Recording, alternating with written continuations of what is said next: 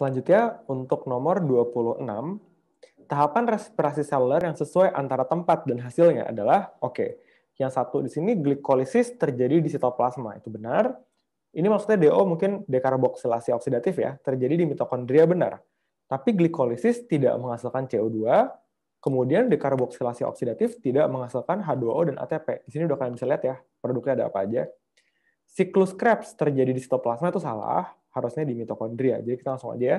Yang nomor 3, glikolisis di sitoplasma, hasilnya asam pirufat dan ATP, sebenarnya kurang lengkap sih, harusnya ada NADH juga. Siklus Krebs di mitokondria benar, hasilnya ada CO2 benar, ada ATP benar, ya kurang lengkap juga, harusnya ada NADH dan FADH2. Tapi kalau kita lihat ini yang paling benar sih, soalnya lainnya salah. Misalkan di sini dekarboksilasi oksidatif itu tidak menghasilkan ATP, kemudian daur Krebs itu tidak melepas air, gitu ya. Jadi untuk nomor 26 jawabannya adalah yang C. Berikut ya, nomor 27.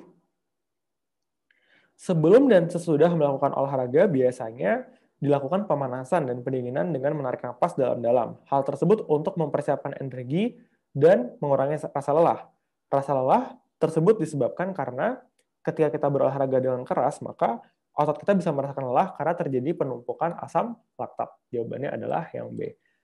Asam laktat ini merupakan produk dari fermentasi, karena otot kita kekurangan oksigen pada saat kita sedang berolahraga berat. Ya, nomor 27 jawabannya adalah yang B.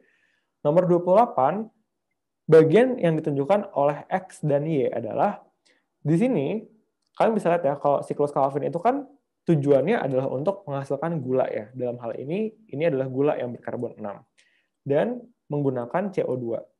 Jadi, siklus Calvin itu merangkai CO2 menjadi C6H12O6, menjadi gula.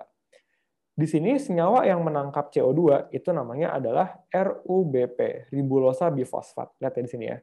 RUBP menangkap CO2. Nanti dalam prosesnya lanjut. Kemudian sebelum dia dikeluarkan sebagai glukosa, nanti yang keluar itu sebenarnya bukan gulanya, tapi senyawa yang namanya adalah gliseraldehid 3-fosfat atau G3P. Jadi jawabannya X-nya adalah RUBP dan Y-nya adalah G3P. Nah, G3P ini punya nama lain, yaitu PGAL. Ya. Jadi untuk nomor 28, jawabannya adalah yang A. Oke, kita lanjut ya. Sekarang nomor 29.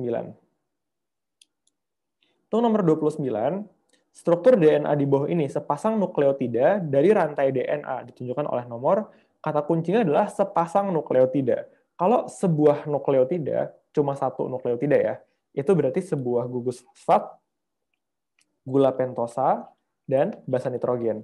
Karena pertanyaannya sepasang, berarti yang nomor 4 ini. Kan ini 1, ini 2 ya, sepasang ya. Jawabannya adalah yang delta.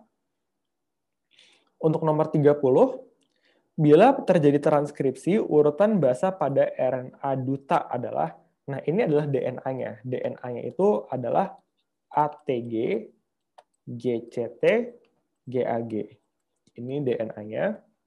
Nah, kalau kita mau cari RNA duta atau mRNA, tinggal kita pasangkan saja.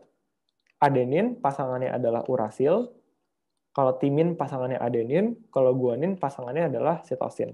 Jadi di sini A pasangannya U, T pasangannya A, G pasangannya C, ini C, G, A, C, U, C. Oke, jadi jawabannya UAC, CGA, CUC. Jawabannya adalah yang BB.